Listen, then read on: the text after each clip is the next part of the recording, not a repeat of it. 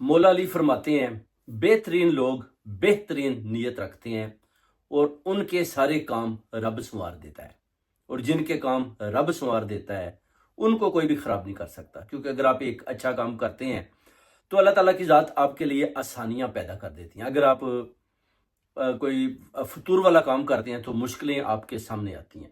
اگر آپ نے، وہ کہتے ہیں نا، مولا علیہ السلام کا قول ہے کہ اگر آپ نے اپنی منزل تک پہنچنا ہے تو اپنی نیت کو صاف اور ٹھیک رکھیں، بڑی آسانی کے ساتھ آپ اپنی نیت تک پہنچ جائیں گے۔ اگر فطور رکھیں گے، لوگوں کے لیے مشکلیں پیدا کریں گے، تو پھر اللہ تعالیٰ کی ذات آپ سے آسانیاں بھی چھین لے گا اور آپ پھر مشکلات کا آپ کو سامنا کرنا پڑے گا۔ کیونکہ جب آپ غریبوں کی ہیلپ کرتے ہیں، آپ کو فار ایگزامپل اللہ تعالیٰ کی ذات پیسہ دے رہی ہے اور آپ لوگوں کو دیتے ہیں، تو اللہ تعالیٰ کی ذات آپ کو اور زیادہ پیسہ دیتی ہے۔ اور اگر آپ اپنی نیت کو اچھا نہیں رکھتے اور جو اللہ تعالیٰ کی ذات آپ کو فیسلٹی دیتی ہے اور آپ اس فیسلٹی میں سے حصہ بانٹ کر دوسروں کو نہیں دیتے، جو اللہ تعالیٰ کی ذات آپ کو دے کر چیک کر رہی ہے، دیکھ رہی ہے کہ کیا آپ دوسروں کی مدد کر رہے ہیں،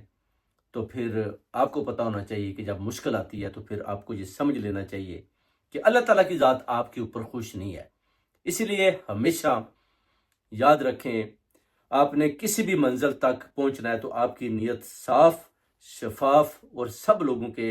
ساتھ پیار محبت کی ہونی چاہیے اور خوشیاں بانٹنی چاہیے۔ جب آپ کی نیت اچھی ہوگی،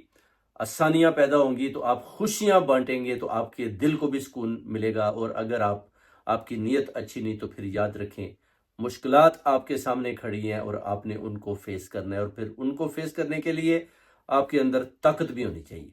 ایسے نہیں کہ بس پڑھ لکھ کر جناب بولا جی کہ میں نے فیس کر لیا ہے۔